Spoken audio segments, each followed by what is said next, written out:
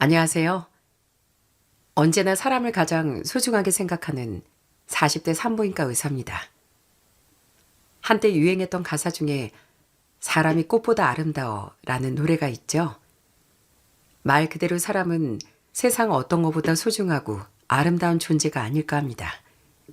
하지만 같은 인간으로 태어나서도 타인을 소중하게 생각할 줄 모르는 사람이 많더라고요. 전 이 땅을 사는 사람으로서 또한 의사로서 그런 인간들을 두고만 볼 수 없었습니다. 그래서 정말이지 그 인간들에게 제가 할 수 있는 가장 강력한 응징을 한 것 같아요. 오늘 여러분께 그날의 이야기를 들려드리겠습니다. 그럼 잘 들어주세요. 앞서 말씀드렸다시피 전 산부인과 의사로 큰 병원에서 매일 환자들을 돌보며 성실하게 일하고 있습니다. 제가 의사의 길을 걷게 된 건 아빠의 영향이 컸습니다. 저희 아빠 역시 평생을 환자 곁에서 보낸 의사였는데 전 어릴 때부터 아빠 의료봉사를 다니며 많은 걸 보고 자랐습니다. 아빠 전 종종 도시 외곽이나 시골 마을로 의료봉사를 다녔어요. 그때 전 병원비가 없어 제대로 된 치료조차 받지 못하는 노인들과 아이들을 보게 됐습니다. 돈이 없다는 이유로 고통을 참고만 있는 사람들을 보며 저는 큰 충격을 받았죠. 아빠, 저 할머니 왜 계속 무릎만 두드리고 계세요? 표정도 너무 안 좋아 보이세요. 저 어르신은 약값이 없어서 오랫동안 병원에 못 오셨대. 세상엔 돈보다 생명을 먼저 생각하는 의사가 꼭 필요하단다. 그래야 모두가 똑같이 치료받을 수 있어. 전 아빠의 가르침을 들으며 꼭 의사가 돼 어려운 사람을 돕겠다고 마음먹었습니다. 그러면서 종일 환자들 이야기에 귀를 기울이는 아빠가 너무나 존경스럽고 의사란 직업이 참 멋지다고 생각했죠. 전 특히 아이들을 좋아했습니다. 가끔 임산부들이 진료를 받으러 오면 작은 뱃속에 새로운 생명이 자라는 게 무척 신기했거든요. 그래서 의대로 진로를 정할 때 망설임 없이 산부인과를 전공으로 택했고요. 매일 밀려드는 수술과 진료로 눈코 뜰 새 없이 바빴지만 전 아빠 봉사를 다니던 시절의 마음을 잊지 않으려 노력했습니다. 분만실 앞에서 불안해하는 가족들을 마주할 때마다 전 항상 아빠가 해주시던 따뜻한 말씀을 떠올렸어요. 선생님, 저희 아내가 많이 힘들어하는데 괜찮은 건가요? 혹시 무슨 일이라도 생기는 건 아니겠죠? 걱정 마세요. 제가 끝까지 책임지고 아기 무사히 받을 테니까요. 조금만 믿고 기다려주세요. 그리고 한참 뒤 마침내 우렁찬 아기의 울음소리가 울려 퍼지는 순간 전 어린 시절 아빠와 했던 약속이 헛되지 않았음을 느꼈습니다. 그렇게 의사로서 하루하루 열심히 살던 어느 날이었어요. 제가 30 초반쯤 되었을 때인 것 같네요. 전 우연히 한 남자를 만나게 됐습니다. 그건 병원 근처 단골 식당에서였죠. 저는 불규칙한 수술 일정 때문에 늦은 시간 자주 혼자 밥을 먹으러 갔는데 그 남자 역시 야근이 많은지 그 식당에 혼자 밥을 먹으러 자주 오던 사람이었어요. 저희 두 사람은 각자 구석자리에 앉아 조용히 식사를 했지만 워낙 자주 식당에서 마주쳐 서로의 존재만 어렴풋하게 알고 있었죠. 그러던 어느 날 그날따라 유독 안색이 창백해 보이던 식당 종업원이 갑자기 중심을 잃고 바닥으로 쓰러지는 겁니다. 전 본능적으로 숟가락을 놓고 종업원에게 달려갔어요. 전 환자의 의식과 호흡을 먼저 확인한 뒤 옆에 있던 남자에게 소리쳤습니다.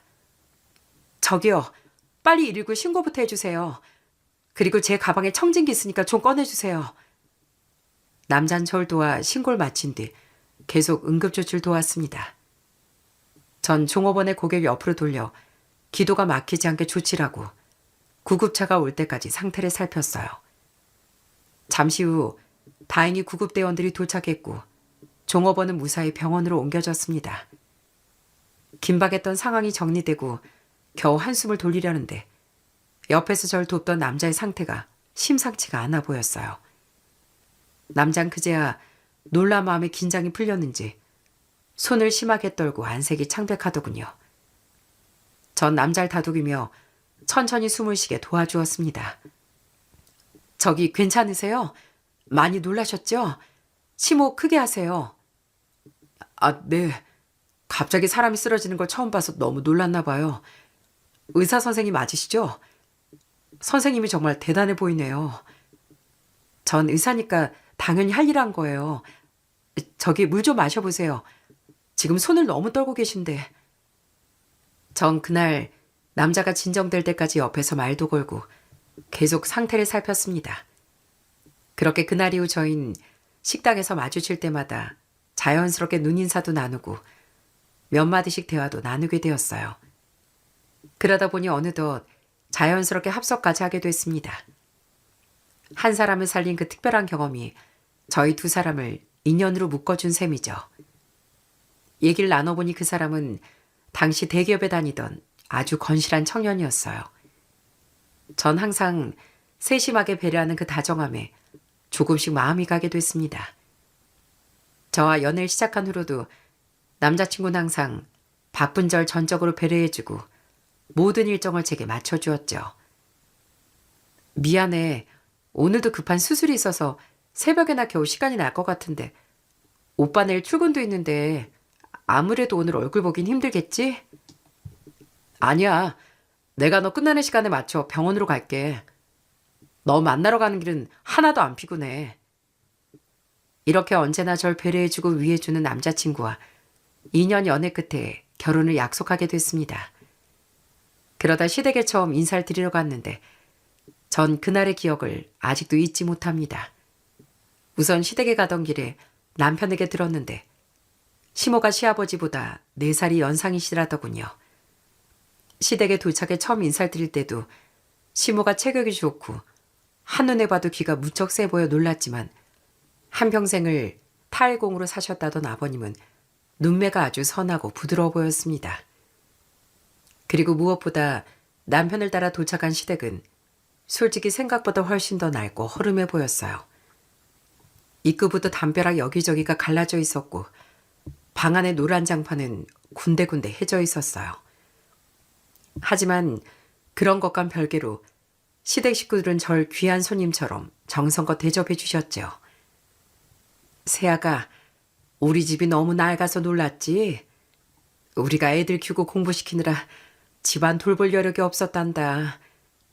그래도 차린 건 없지만 많이 먹고 가라. 시몬, 제가 늘 바빠 밥도 잘 못 챙겨 먹는다는 소리를 듣고 정성껏 집밥을 차려주셨어요. 아버님은 투박한 손으로 연신 제 밥 위에 생선살을 발라 올려주셨고요. 우리 아들이 의사 선생님 모셔올 줄은 꿈에도 몰랐구나. 정말 고맙고 반갑다, 세아가. 전 시댁 식구들의 따뜻한 환대에 금세 마음이 놓였습니다. 특히 막내 동생이라던 시동생은 제 옆에서 계속 말을 걸어주고 제가 불편한 건 없는지 살뜰하게 챙겨주더라고요. 형수님, 여기 방바닥이 좀 차가워요. 방석 2개 깔고 앉으세요. 집에 소파가 없어서 앉기 불편하지 않으세요? 시동생은 제가 행여나 불편할까봐 잠시도 가만히 있지 않고 주변을 서성거렸습니다. 정 괜찮아요. 그러지 말고 도련님들이 앉으세요. 아까 과일도 깎아주시고 제 커피까지 타주셨잖아요. 에이, 형수님은 그런 거 하시면 안 돼요. 귀한 일 하시는 분인데 당연히 제가 해야죠. 전 시댁 식구들과 거실 바닥에 둘러앉아 과일을 나눠 먹으며 진짜 식구가 된 것 같은 기분을 느꼈답니다. 시댁이 아무리 형편이 어려워도 겉모습보다 마음이 더 부자인 것 같아 이 사람들과 함께라면 앞으로의 결혼 생활이 충분히 행복할 것 같더라고요. 무엇보다 남편 또한 저희 친정에 너무 잘해 주었고요. 저희 아빠는 평생 의사로 사시느라 정작 평범한 일상을 즐기는 법을 잊고 지냈는데 워낙 외향적이라 취미생활이 많던 남편이 그런 아빠를 살뜰하게 챙겨드렸습니다. 남편은 저희 아빠가 시간이 날 때마다 모시고 나가 드라이브도 가고 근교 여행도 다녀오곤 했어요.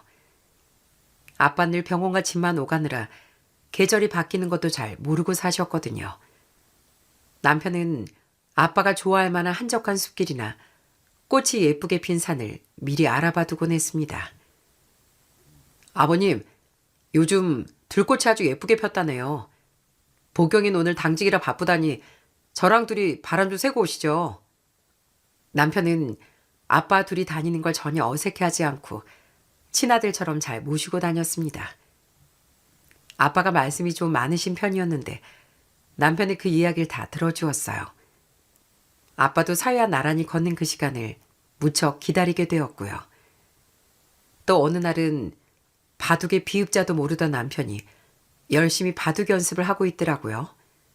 알고 보니 저희 아빠의 유일한 취미가 바둑이었는데 남편이 그걸 배워 좋은 바둑 친구가 되어드리려고 했습니다. 아버님, 저도 연습 많이 했습니다. 이제 절대 안 봐드려요. 아, 이 사람이 저번처럼 또 한수만 물려달라고 하기만 해봐 어디. 전 아빠를 진심으로 존경하고 따뜻하게 대하는 남편 덕분에 일하는 만큼이나 가족들과 함께하는 시간을 늘 기다리게 되었어요.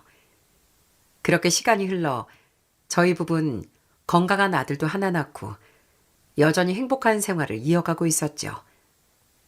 남편은 언제나 가정적인 사람이었고 작은 사고조차 친 적이 없었죠. 저희 부모님께도 늘 지극정성이고 아이도 살뜰히 챙기는 완벽한 아빠이자 남편인 그 일, 전 철석같이 믿고 있었답니다. 그런데 그 무렵부터 전 시댁의 이상한 기류를 느끼기 시작했어요. 시모를 비롯해 시댁 식구들 전부가 본색을 드러내기 시작하는 겁니다. 첫 번째로 이상했던 건 시모가 남편과 시는 끔찍이 챙기면서도 시동생은 교묘하게 차별했다는 거예요. 사실 시동생이 결혼할 때도 시모가 너무 관심이 없어 시동생이 무척 서운해한 적이 있었거든요.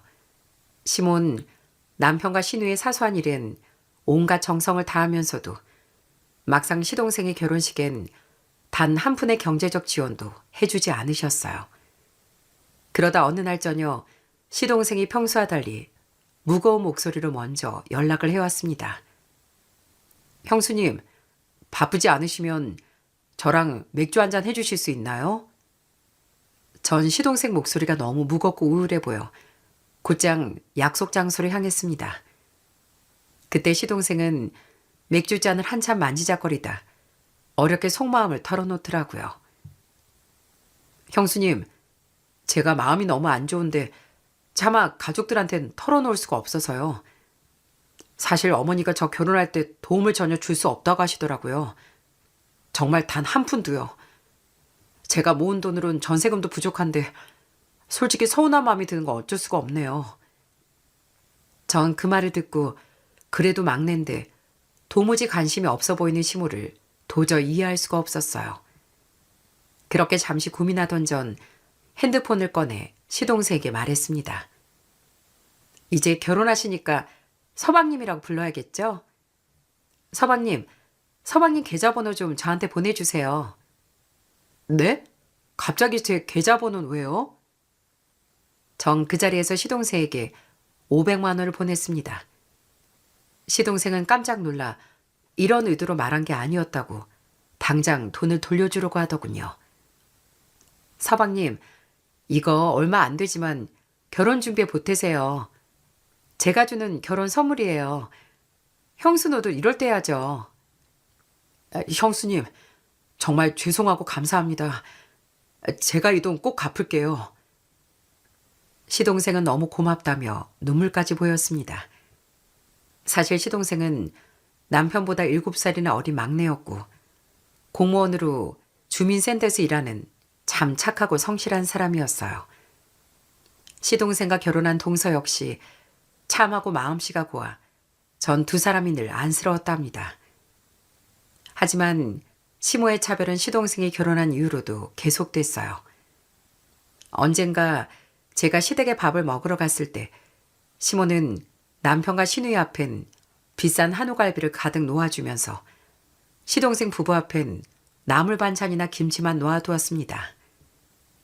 어머님, 서방님이 고기 짓기가 좀 먼 것 같은데 그릇 좀 이쪽으로 옮길까요? 아유, 냅둬라. 쟨 이런 풀떼기를 더 좋아해. 우리 큰애랑 딸은 회사 일이 고되니 고기 먹고 힘내야지. 쟨 공무원이라 편할 거 아니야.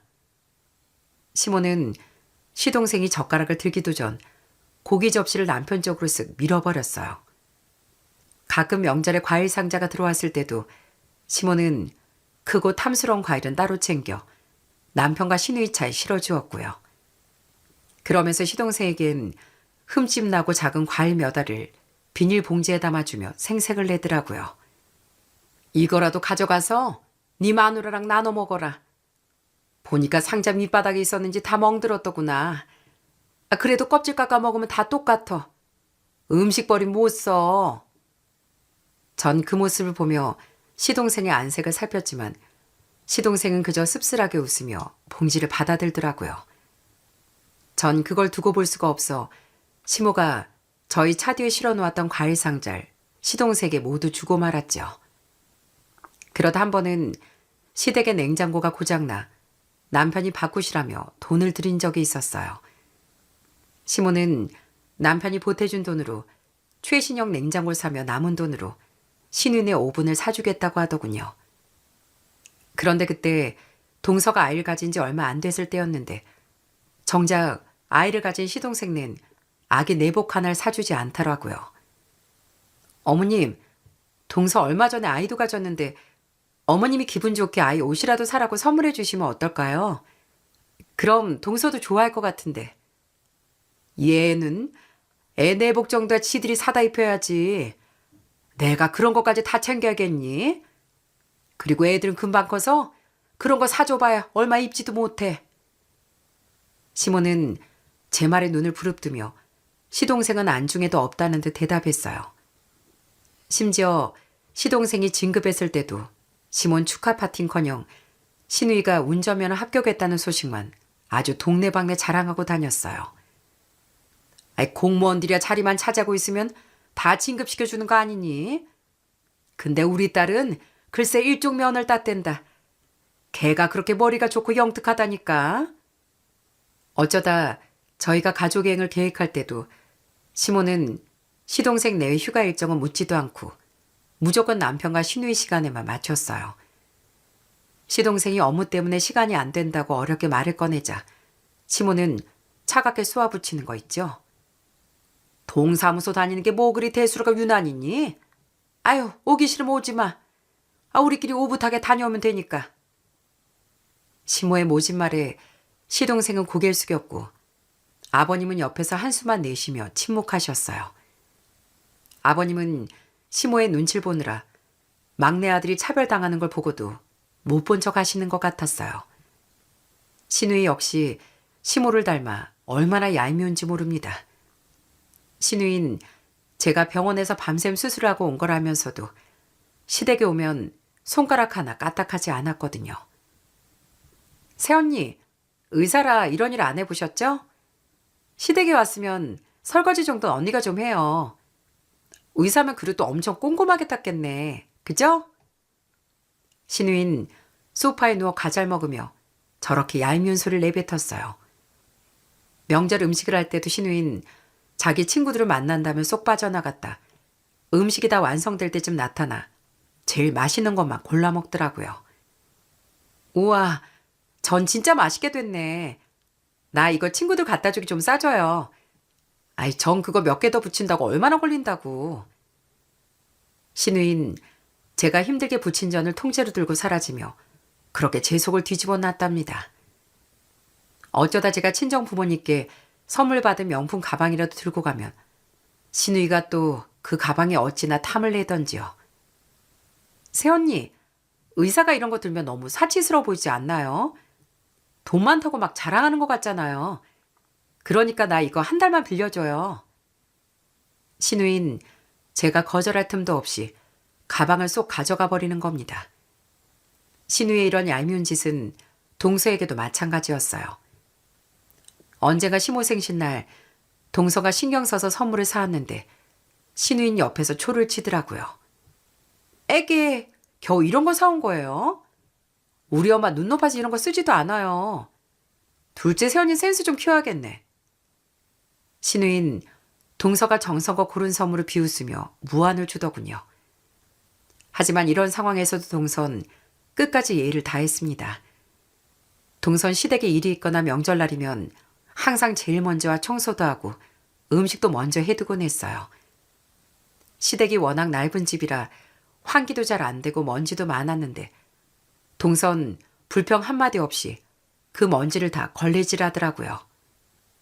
동서, 왜 이렇게 일찍 왔어? 나도 이제 왔는데 동서 혼자 고생이 많았겠네. 괜찮아요. 형님은 수술 때문에 바쁘시잖아요. 안 그래도 피곤하실 텐데 제가 해두면 돼요. 아침 식사 준비도 거의 다 됐어요. 동선, 시모가 허드렛 일만 시켜도 군소리 없이 따랐습니다. 그러다 종종 시모의 기세에 눌려 동서가 주방 구석에서 눈물을 훔치는 걸 보기도 했네요. 동서, 여기서 왜 이러고 있어? 아까 어머님한테 혼나서 마음 많이 상했구나. 동서 잘못 아니야. 어머님이 너무 예민하셨어. 전 괜찮아요, 형님. 제가 손이 느려서 그런걸요. 어머님한텐 저 울었다고 말하지 말아주세요. 그럼 또 역정내실 거예요. 그러면서 동선 괜찮다고 오히려 절 안심시켜 주는 겁니다. 이렇게 시모의 차별이 날이 갈수록 노골적으로 변해가던 어느 날이었어요. 전 마음이 여린 시동생이 혹여 상처받지 않았을까 걱정되는 마음에 예전처럼 맥주 한 잔을 하자고 불러냈습니다. 그때도 시동생은 한동안 아무 말 없이 맥주만 들이키더니 갑자기 어깨를 들썩이며 울먹이기 시작했어요. 그리고 그날 전 시동생으로부터 시댁의 아주 충격적인 비밀을 듣게 됐습니다. 세상에, 알고 보니 시댁은 겉으로 보이는 것과 달리 숨겨진 아픔이 있는 재혼 가정이라는 겁니다. 시모가 재혼하면서 남편과 시누이를 데려왔고 아버님이 당시 4살이던 시동생을 데리고 와 그렇게 살림을 합친 거였죠. 시모는 피 한 방울 섞이지 않은 시동생을 4살 때부터 먹이고 입히고 키웠으면서도 계속 알게 모르게 차별을 해왔다는 겁니다. 형수님, 전 어머니가 절 싫어하시는 게 제 잘못인 줄 알고 더 착하게 굴려고 노력했어요. 근데 끝내 저한테 마음을 열지 않으시네요. 아버지는 어머니 눈치 보기에나 바쁘고요. 시동생은 늘 어릴 때부터 눈치만 보며 자랐고 아버님은 시모의 기에 눌려 정작 본인의 친아들인 시동생이 구박받는 것을 보고도 내심 모른 척하며 지내오신 거였어요. 그 기막힌 사정을 알고 나니 시부모님의 모습이 이전과 전혀 다르게 보였어요. 형수님께 이런 모습 보이고 싶지 않았는데 정말 죄송해요. 그런데 제 아내한테까지 그러시는 거 보니까 도저히 저도 견딜 수가 없었어요. 절 키워주신 분이라 원망하면 안 된다고 생각하면서도 정말 마음이 너무 아프네요. 전 시동생이 계속 우는 걸 보니 아무 말도 할 수 없었어요. 그러면서 화가 치밀어 오르더군요. 특히나 아버님이 시모의 눈치를 보느라 안절부절 못하는 모습을 볼 때마다 마음이 더더욱 좋지 않았어요. 아버님 밖에선 기술자로 대접받으며 사셨지만 집에만 들어오면 시모의 기세에 눌려 입 한 번 제대로 떼지 못했거든요. 전 아버님이 시모를 얼마나 무서워하는지 그 장면을 여러 번 목격했어요. 아버님은 밥을 먹을 때도 시모의 눈치를 살폈습니다. 한 번은 아버님이 좋아하는 생선에 젓가락을 가져가자 시모가 손을 탁 치는 겁니다. 당신이 염치 없이 생선부터 집어? 큰애 먹게 좀 냅둬. 애도 아니고 맨날 고기 반찬만 탐내. 아버님은 젓가락을 멈추지 당황하다 얼른 김치로 방향을 틀었습니다. 그러곤 저와 눈이 마주치자 민망한 듯 허허 웃으시더라고요. 가끔 아버님은 거실에 앉아 있다가도 시모가 방에서 나오면 반사적으로 일어나 자세를 고쳐잡기도 했습니다. 시모가 거실을 지나며 들으라는 듯 한숨을 크게 쉬자 아버님은 안절부절 못하며 TV 소리를 줄이고 리모컨을 내려놓으셨어요. 무슨 TV를 그렇게 크게 틀어놓고 봐. 당신은 귀가 먹었어? 아유, 미안해. 지금 줄일게. 당신 피곤한데 내가 생각이 짧았네. 아버님은 50 후반의 나이에도 시모의 꾸지람 한마디에 연신 사과를 했습니다. 어쩌다 아버님 외출 한번 하려고 해도 허락받는 게 필수인 것 같았어요. 여보, 나 나갔다 올게. 전에 말했지? 오늘 동창이 있다고. 가긴 어딜 가. 집안 꼴 이 모양인데 나갈 생각만 해. 하여간 당신 애들 앞에서 권위도 없고 집구석에서 도움되는 게 하나도 없다니까. 시모가 언성을 높이자 아버님은 화 한 번 내지 못하고 현관 앞에서 신발을 신으려다 말고 다시 거실로 들어오셨어요. 이렇게 시댁의 모든 사정을 알게 되니 전 시동생과 동서가 가여워 더 신경을 쓰게 됐답니다. 늘 차별받는 시동생과 그 옆에서 기죽어 있는 동서를 생각하면 도저히 가만히 있을 수가 없었어요. 하루는 동서 생일이라길래 최신형 건조기를 깜짝 선물로 보내준 적이 있습니다. 동서, 맞벌이 하면서 빨래 넣을 시간도 부족할 텐데 이게 꼭 필요할 것 같더라고. 건조기 하나 있으면 일손이 10배는 덜어진다니까. 이뿐만 아니라 일부러 신경 써서 건강검진을 예약해주기도 했습니다. 시모가 남편과 신우의 보약만 지어 나르는 걸 봤거든요. 정 곧장 시동생네 부부를 불러 정밀검사를 받게 했습니다. 동서, 아이도 가졌는데 안색이 너무 안 좋은 것 같네. 이럴 때일수록 병원 잘 다녀야 돼. 서방님도 내가 옆에 말해놨으니까 내시경부터 건강검진까지 싹 받고 가면 좋고. 정말 감사해요, 형님. 그렇지 않아도 형님이 영양제 잘 챙겨주셔서 열심히 먹고 있어요. 전 동석에 필요한 영양제와 보충제를 직접 골라 매달 집으로 보내주며 친언니처럼 챙겨주었습니다. 시댁 가족 모임이 있을 때 시모가 동서에게만 굳은 일을 시키려고 하면 그때마다 동서를 구해주기도 했고요.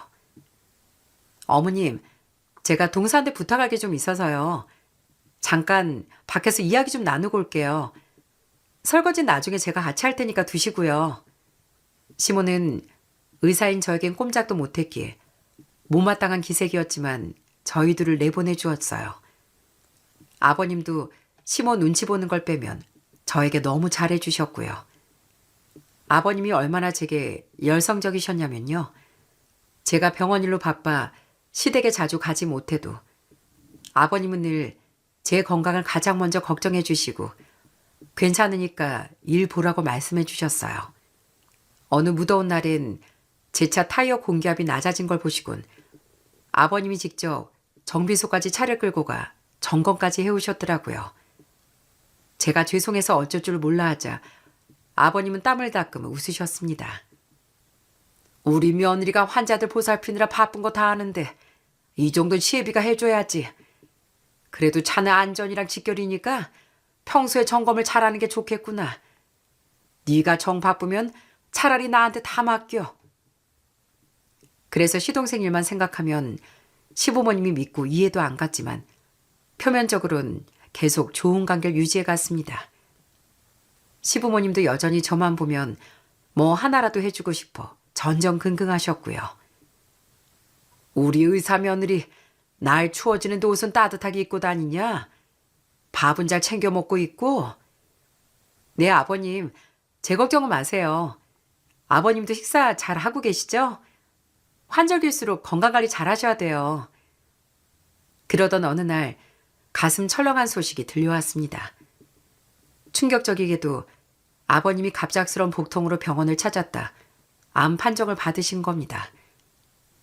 아버님의 병세는 생각보다 빠르게 진행됐고 탈 일을 하며 건강을 자부하시던 아버님은 하루가 다르게 눈에 띄게 야이어갔습니다. 전 의사로 근무하며 수많은 환자를 지켜봤지만 정작 가족인 아버님의 기력이 쇠해가는 모습 앞에선 무력한 마음이 들었어요. 게다가 당시 시댁의 형편은 차마 눈 뜨고 볼 수 없을 만큼 어려운 지경이었죠. 시모가 무리하게 식당 장사를 하겠다고 나섰다 빚만 남기고 폐업을 한 데다 일확천금을 노리고 손을 댄 투자마저 완전히 실패하면서 집안이 박살난 상태였거든요. 가뜩이나 낡은 집은 관리가 전혀 되지 않아 밤마다 바퀴벌레가 기어다녔고 여름엔 습한 열기로 찜통이었으며 겨울엔 외풍이 심해 입김이 나올 정도로 추웠거든요. 전 그런 열악한 환경 속에서 아버님이 투병하시는 게 너무나 걱정됐어요. 항암 치료로 면역력이 떨어진 분에게 그런 환경은 치명적일 수밖에 없으니까요. 전 시댁에 들를 때마다 낡은 담요 겹겹이 덮고 누워 계신 아버님을 보며 눈물이 핑 돌았습니다. 아버님, 몸은 좀 어떠세요? 집이 너무 추운데 보일러 좀 더 올릴까요? 아버님은 그렇게 아픈 와중에도 제가 오면 억지로 일어나 앉으셨어요. 그러면서 며느리에게 병이라도 옮길까봐 얼른 이불 속으로 손을 감추셨답니다. 어머마, 넌 병원 일도 고된데 여긴 왜 자꾸 오니? 난 정말 괜찮으니까 넌 네 몸부터 챙겨라. 의사가 몸이 상하면 환자들을 누가 돌보겠니? 아버님은 오한으로 바들바들 떨면서도 연신 괜찮다며 절 안심시키려고 하셨어요. 한 번은 제가 아버님 드시라고 비싼 영양제를 사왔는데 시모가 그걸 신우에게 몸에 좋다며 나눠주는 걸 보게 됐습니다. 그때 전 시모에게 처음으로 큰 소리를 냈습니다. 어머님, 영양제가 필요하시면 저한테 말씀을 하시지. 어떻게 아픈 아버님 약을 뺏어 드세요? 그리고 아가씨도 정말 너무하네요. 아버님 지금 기력이 하나도 없으신 거 안 보이세요? 제가 화를 내자 시모와 시누인 멈칫하며 눈치만 보더군요. 그 와중에도 아버님은 머리맡에 꼬깃꼬깃한 10,000원짜리 몇 장을 챙겨두었다 제게 몰래 쥐어주셨답니다. 시모가 생활비가 없다고 매일같이 타박하는 상황에도 며느리 맛있는 거 사 먹으라며 쌈짓돈을 모아두신 거죠. 어머마, 이거 얼마 안 되지만 맛있는 거 사 먹거라. 우리 집 형편도 이 모양이고 나까지 아파서 네가 신경 쓰는 게 많지? 이 못난 시비가 해줄 수 있는 게 이것뿐이라 미안하다. 이렇게 아버님은 갈수록 몸과 마음이 약해져 가는데 시모는 돈도 못 벌어온다며 구박만 일삼더라고요. 내가 이놈의 가난한 집구석 지겨워 못 살겠네. 집에 와봐야 아픈 영감 수반이나 들어야지. 집은 바퀴벌레 소굴이지. 그렇게 당신이 젊을 때 돈만 잘 벌었어도 내가 이 고생 안 하잖아. 아, 누워만 있으면 돈이 나와, 밥이 나와.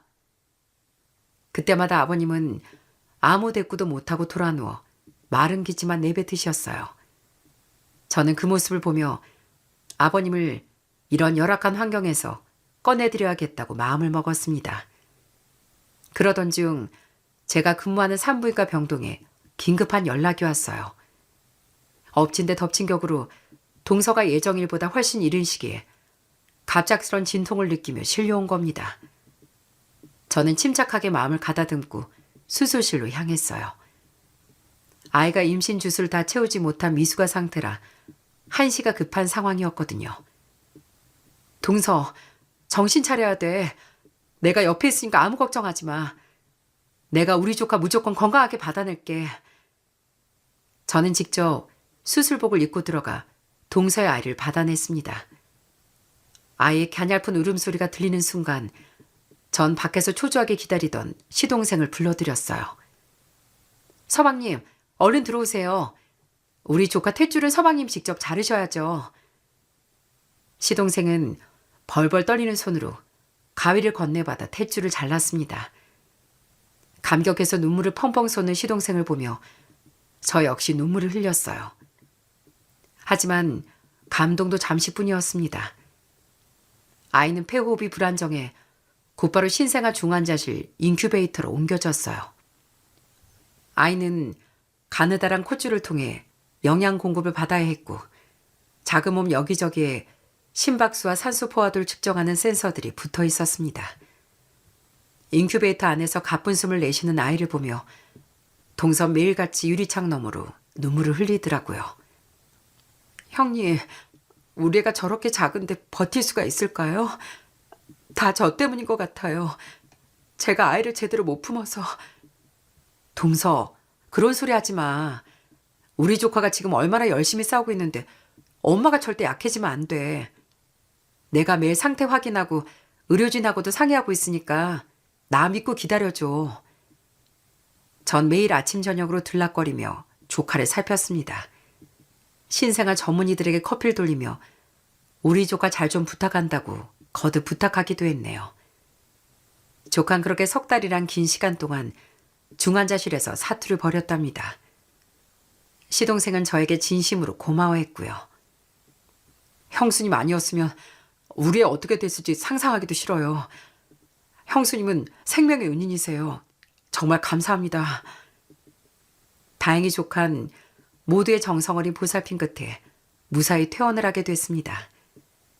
동서는 제 손을 꼭 잡고 펑펑 울며 몇 번이고 감사 인사를 전하더라고요.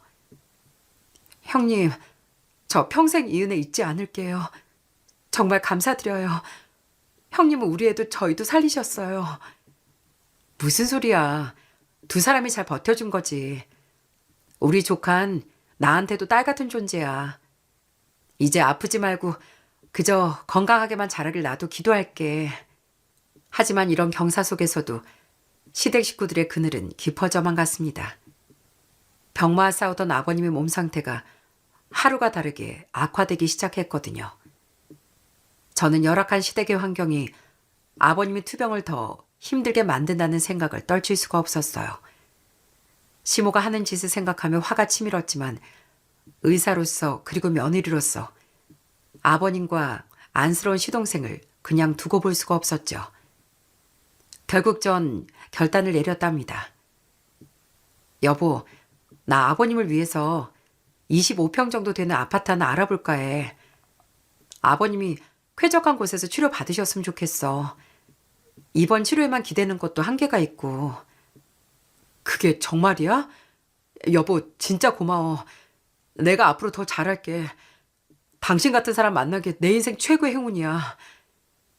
남편은 제 말을 듣자마자 울먹이기 시작했어요. 제가 이런 결심을 한 건 아버님을 위해서이기도 했지만 그만큼 남편이 좋은 사람이었기 때문이에요. 남편은 평소에도 저희 부모님 생신 때마다 직접 요리도 해드리고 퇴근 후에도 저희 아들과 몸으로 놀아주는 다정한 아빠였어요. 제가 바쁜 당직으로 집을 비울 때도 불평 없이 살림을 도맡아며 절 외조하던 남편이었기에 저도 그런 큰 결정을 내릴 수 있었답니다. 그리고 마침 그 무렵 대학 친구인 선숙이가 시부모님 병간을 위해 본인 집을 팔고 시댁으로 합가한다는 소식을 듣기도 했고요. 전 소식을 듣자마자 곧장 친구에게 전화를 걸었습니다. 선수가 너 그 집 매물로 내놨다며? 혹시 그 집 내가 사면 안 될까? 어머, 너희 집 있잖아. 근데 갑자기 이사하게? 그게 사실은 우리 아버님이 암투병 중이신데 지금 시댁이 너무 열악해서 도저히 안 되겠더라고. 아버님 아프신 거 생각하면 마음 아파 죽겠어. 야, 너 진짜 대단하다. 병원 일도 바쁜 애가 마음까지 그렇게 착해서 어떡하니. 너 같은 며느리 세상에 없을 거야. 그래, 네가 산다고 하면 내가 시세보다 훨씬 싸게 줄게. 전 며칠 뒤 부동산에서 선숙이를 만나 계약금까지 치렀습니다. 네가 우리 집을 살 줄은 꿈에도 몰랐네. 너희 시부모님 진짜 전생에 나를 구하셨나 봐. 아니야. 며느리로서 당연히 해야 할 일이지 뭐. 덕분에 좋은 집 얻어 다행이야. 고마워. 저흰 친구가 짐을 정리하고 나가는 한 달 뒤 잔금을 치르기로 했습니다. 저도 부족한 금액은 대출을 받아야 하는 상황이었지만 마음은 어느 때보다 가벼웠어요. 물론 명의는 당연히 제 명의로 진행했고요. 웃기게도 이 소식을 들은 시몬 갑자기 세상 전지에 둘도 없는 며느리 바보가 되었답니다. 시몬 매일같이 반찬을 해다 나르며 제 비위를 맞추려고 애쓰는 거 있죠? 아유, 우리 며느리 그래 일하느라 얼마나 고생이 많니. 이거 네가 좋아하는 나물이랑 장조림 좀 해왔다. 내가 항상 우리 며느리 최고라고 생각하는 거 알지? 시몬은 절 볼 때마다 고맙다는 말을 연발했고 신우이도 얄미운 짓을 멈추고 제 눈치를 보며 옆에서 수발을 드는 척했습니다. 아버님은 병색이 짙은 와중에도 꼭 완쾌해서 그 집에서 오래 살겠다고 다짐하셨어요. 남편 역시 저희 아이에게 엄마가 세상에서 제일 멋진 사람이라고 가르치고 있었고요. 저도 시댁 식구들이 이렇게 좋아하니 잔금날이 다가오더라도 대출 이자 걱정은 잊은 채 설레는 마음으로 하루하루를 보냈습니다. 그러다 드디어 친구가 짐을 다 뺐다는 연락이 왔고 잔금일을 하루 앞둔 날이 되었어요. 그런데 그날 밤 시동생에게 전화가 걸려왔더라고요. 그때 시동생의 목소리 몹시 떨리고 있었답니다. 형수님, 혹시 잠깐 시간 좀 내주실 수 있을까요? 내일 잔금일이시죠? 그 집 절대 계약하시면 안 돼요. 네? 그게 무슨 말이에요? 서방님, 무슨 일 있어요? 지금 어디세요? 제가 갈게요. 저는 불길한 예감을 안고 약속 장소로 향했습니다. 카페 구석에 앉아있던 시동생은 절 보자마자 차마 고개를 들지 못한 채 괴로운 표정을 지었어요. 서방님, 무슨 일 있으세요? 표정이 왜 이렇게 안 좋으세요? 어디 아프신 건 아니죠? 형수님, 내일 저희 부모님 집 잔금 치르기로 한 날이죠? 그거 하지 마세요. 절대 해주시면 안 돼요. 전 깜짝 놀라 되물었습니다. 이제 모든 준비가 끝났는데 이제와 무슨 소리냐며 당황해하는 제게 시동생은 정말 기가 막힌 이야기를 털어놓더라고요. 형수님, 사실 제가 백화점에서 우연히 형을 봤어요. 근데 형 옆에 다른 사람이 있더라고요. 이 얘기를 형수님께 말씀드리게 맞는지 모르겠어요. 시동생은 계속 갈등하면서도 계속 말을 이어갔습니다. 사실 그날로부터 2주 전이 제 생일이었거든요. 조카를 살려준 제게 너무나 고마웠던 시동생과 동선 백화점에 가서 좋은 선물을 고르고 있었다고 합니다. 그러다 멀리서 남편을 발견했고요. 어? 저기 형 아니야? 형이 이 시간에 여기 왜 있지? 형! 시동생은 반가운 마음에 달려가려다 멈칫하고 말았답니다. 그때 남편 곁에 팔짱을 끼고 다정하게 걷는 여자가 있었는데 당연히 저일 거라 생각했지만 가까이서 보니 전혀 모르는 여자였던 거죠. 누가 봐도 연인처럼 쇼핑백을 한가득 들고 웃으며 다정하게 걷는 모습에 시동생은 큰 충격을 받았답니다. 뭐라고요? 제 남편이 딴 여자랑 팔짱을 끼고 있었다고요? 저 머리를 한 대 맞은 듯 멍해졌습니다. 시동생은 더듬더듬 말을 이어나갔고요. 형수님, 제가 바로 말씀드렸는데 이 사실을 말하면 가족과 인연을 끊어야 할지도 몰라서 고민했어요. 하지만 이건 정말 천벌받을 짓인 것 같아 말씀드려요. 저희 형 절대 믿지 마세요. 저희 어머니도 믿지 마시고요. 이거 아버지하고도 다 이야기 끝난 거예요. 이런 말씀 드려서 정말 죄송합니다. 시동생은 이미 아버님과도 상의를 마친 상태였답니다. 아버님은 아들의 부정한 행동을 전해 듣곤 그런 몹쓸 짓을 한 놈의 부모가 어떻게 며느리 돈으로 집을 받겠냐며 천벌받기 전에 솔직히 말하고 그 집은 절대 받지 말자고 시동생에게 신신당부했다는 거죠. 그제야 제 머릿속에 최근 남편의 이상한 행동들이 스쳐 지나갔습니다. 평소처럼 남편은 다정다감하게 아이를 보다가도 누군가에게 문자가 오면 황급히 휴대폰을 뒤집어 놓거나 회사 일이 바쁘단 핑계로 밤늦게 들어와 가끔은 피곤하다며 각방까지 썼거든요. 전 저를 생명의 은인이라 생각하며 진심으로 위해주는 시동생과 아들의 잘못을 감싸기보다 절 먼저 걱정해 주신 아버님의 진심을 느낄 수 있었어요. 하지만 지난 8년 동안 철석같이 믿었던 남편의 배신과 그 와중에 새 아파트를 얻어내려 제 비위를 맞추던 심호의 얼굴이 떠올라 손이 부들부들 떨렸습니다. 생각해보니 남편이 최근 골프를 치러 다닌다며 주말마다 집을 비웠었는데 그게 알고 보니 바람을 피우고 있었던 거죠. 서방님, 정말 고마워요. 이 사실을 말해주는 게 얼마나 힘들었을지 알아요. 서방님이 절 살리신 거예요. 이제 나머지 일은 제가 알아서 해결할게요. 형수님 어쩌시려고요? 형수님이 현명한 분이니까 잘 해결하실 거라고 믿을게요. 그렇게 다음날 아침 잔금날이 밝았습니다. 시댁은 이른 아침부터 새 집으로 이사갈 생각에 짐을 싸느라 아주 소란스러웠어요. 하지만 그 아수라장 속에서 아버님만은 짐을 싸지 않고 가만히 앉아 계셨죠. 시모가 왜 안 움직이냐고 소리를 치자 아버님은 차갑게 대답하셨답니다. 이삿짐 그냥 둬. 어차피 우리 이사 못 가니까. 조금 있으면 알게 될 거니 기다려. 지금 바빠 죽겠는데 그게 무슨 뚱딴지 같은 소리야. 그 시각 전 친구에게 전화를 걸어 사정을 말했습니다. 친구는 자기 일처럼 놀라며 절 걱정해 주더군요. 세상에, 너 괜찮아? 어떡하면 좋아. 계약금은 내가 다시 돌려줄 테니까 바로 계좌 보내줘. 어차피 나도 시댁으로 들어가는 거라 급한 돈 아니야. 그리고 우리 사이 무슨 계약금이야. 아니야. 그래도 나 때문에 네가 피해를 봤는데 그 돈을 내가 어떻게 받아. 정말 미안해. 상황이 이렇게 돼서.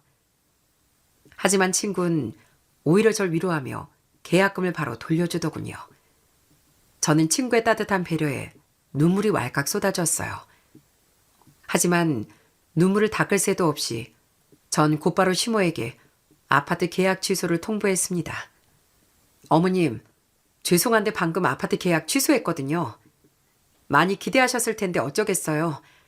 그냥 거기서 평생 사세요. 자산일은 어머님 아들한테 물어보시고요. 시몬이 이게 무슨 일이냐며 노발대발하며 남편에게 전화를 걸었고 곧 남편에게서 불같이 전화가 걸려왔습니다.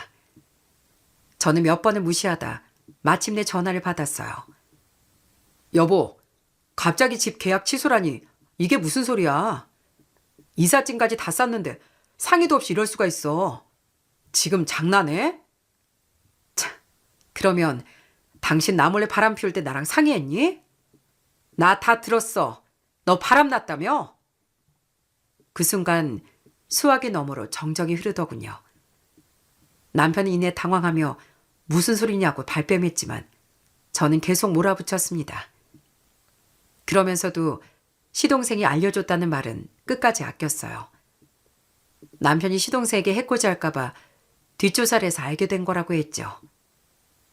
내가 모를 줄 알았어? 당신 하도 요즘 행동이 수상해서 사람 좀 붙여봤다. 왜?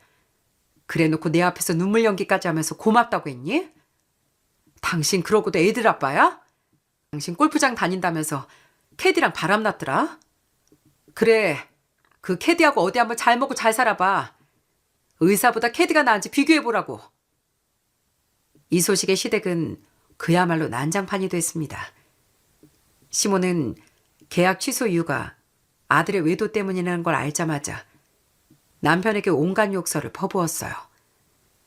의사 며느리 덕에 좋은 집으로 갈 기회를 발로 차버린 아들을 엄청나게 원망했답니다. 너 대체 무슨 짓을 하고 다니는 거야? 그 집 이제 어떡할 거야? 우리 의사 며느리가 이혼이라도 한다고 하면 너 어떡할 거냐고. 그러다 얼마 후 아버님에게서 전화가 왔더군요. 아버님은 남편이 시댁으로 찾아 모든 사실을 실토했다는 이야기 들려주셨어요. 그리고 며칠 뒤 시모가 절 찾아 무릎까지 꿇는 신용을 하며 용서를 빌더라고요. 애미야, 미안하다. 근데 남자가 살다 보면 한 번은 그럴 수 있지 않겠니? 딱 3달밖에 안 만났다는데 한 번만 용서해 줄 수 없겠어? 내가 아주 엄하게 혼냈다. 우리 정균이도 당장 그 여자랑 헤어진다고 했으니까 이번 한 번만 눈 딱 감고 용서해 주라. 우리 손줄 봐서라도 말이다. 애를 아빠 없는 애로 키울 거야? 어머님, 만약 아가씨가 이런 상황이라면 똑같이 말씀하실 수 있겠어요? 전 절대 용서 못해요. 그 사람이 8년 동안 저한테 보여준 모습이 다 가짜였다는 게 더 소름 끼친다고요. 아주 당연하게 남편도 제 앞에 울고불고 매달렸습니다. 여보, 나 진짜 그 여자랑 헤어졌어. 그 여자가 자꾸 찝적대서 잠깐 놀아줬을 뿐이야. 내 진심은 당신뿐인 거 알잖아. 나 당신 없이 못 살아. 사람이 10번 잘해도 한 번의 실수로 끝나는 법이야. 당신은 나한테 가장 큰 실수를 저질렀어. 기차님이 떠났으니까 너도 이만 내 인생에서 사라져 줄래? 이후전 망설임 없이 이혼 소송과 상간녀 소송을 동시에 진행했습니다. 이혼 과정에서 남편은 매일같이 울며 불며 매달렸지만 전 끝까지 냉정하게 대처했죠. 결국 이혼 절차를 마무리하고 남편과 남남이 되었답니다. 정말 놀라운 건 저만 이혼한 게 아니었다는 거죠. 제가 이혼하고 딱 5개월 뒤 아버님도 심호와 황혼 이혼을 선택하셨거든요. 아버님은 30년 세월 미운정, 고운정 다들어 버텼지만 이번 일을 겪으며 도저히 안 되겠다 싶었다며 갈라섰다고 합니다. 현재 아버님은 착한 시동생 부부와 함께 살고 계세요. 동서가 얼마나 지극정성인지 아버님의 건강도 몰라보게 회복되었답니다. 저도 틈틈이 시동생 부부에게 치료비며 생활비를 보내고 있고요. 반면 전 남편은 시댁에서 신우이 뒷바라지라며 힘들게 살고 있다고 하네요. 시몬 틈만 나면 전 남편에게 돈 보내라, 보험료 내라, 월세 내라 하며 카드를 달라고 아주 들들 볶고 있는 상황이고요. 그래도 애들 아빠인지라 면접 교섭권으로 저희 아들과 만나고 있는데 얼마 전 아빠를 만나고 온 아들에게 전 남편 소식을 전해들었답니다. 엄마, 아빠 얼굴이 엄청 말랐어요. 살도 10kg도 넘게 빠졌대요. 눈밑이 이렇게 까매서 엄청 피곤해 보였어요. 그 얘기를 듣는 내내 전 속으로 고생 좀 더 해봐야 정신 차리지 싶었습니다. 저희 부모님도 이서방이 그런 놈일 줄은 꿈에도 몰랐다고 혀를 내두르시지만 지금은 당당하게 홀러서기 한 딸을 누구보다 응원해주고 계십니다. 전 이혼 후 시동생 부부 아버님과 여전히 연락을 주고받으며 가끔 밥도 먹고 왕래도 합니다. 상황이 이렇게 됐지만 여전히 저에겐 소중한 사람들이니까요. 시댁 식구들과의 갈등 그리고 이혼을 겪으며 완벽하다고 믿었던 내 편이 가장 큰 적이 되어 돌아왔을 때 그 배신감은 아직도 잊을 수가 없습니다. 하지만 그 어두운 터널 속에서 절 일으켜 세워준 건 아이러니하게도 피 한 방울 섞이지 않은 시동생의 용기와 자식의 허물보다 며느리의 인생을 먼저 아껴주신 아버님의 진심이었네요. 살다 보면 믿었던 도끼의 발등을 찍히는 순간도 있고 도저히 이해할 수 없는 악연에 휘둘리기도 합니다. 하지만 분명한 건 진심은 결코 배신하지 않는다는 거예요. 거짓 연기와 위선은 언젠가 밑바닥을 드러내지만 서로를 위하는 따뜻한 마음은 예상치 못한 순간에 서로를 구원하는 가장 큰 힘이 되는 것 같으니까요. 지금 혹시나 이 사연을 듣는 분들 중에 누군가에게 배신당했거나 도저히 용서할 수 없는 상황 때문에 괴로워하고 계신 분들이 있다면 꼭 위로의 말씀을 드리고 싶습니다. 여러분의 곁에도 저희 시동생이나 아버님처럼 혹은 제 친구 선숙이처럼 여러분의 진심을 알아봐주는 귀한 인연들이 반드시 곁에 있을 겁니다. 피보다 진한 것이 진심이라는 말 여러분도 잊지 않으셨으면 좋겠어요. 전 이제 하나의 엄마이자 의사로서 저를 믿어주는 소중한 사람들과 함께 당당하게 제 길을 걸어가 보려고 합니다. 지금까지 제 사연 들어주셔서 정말 감사드립니다.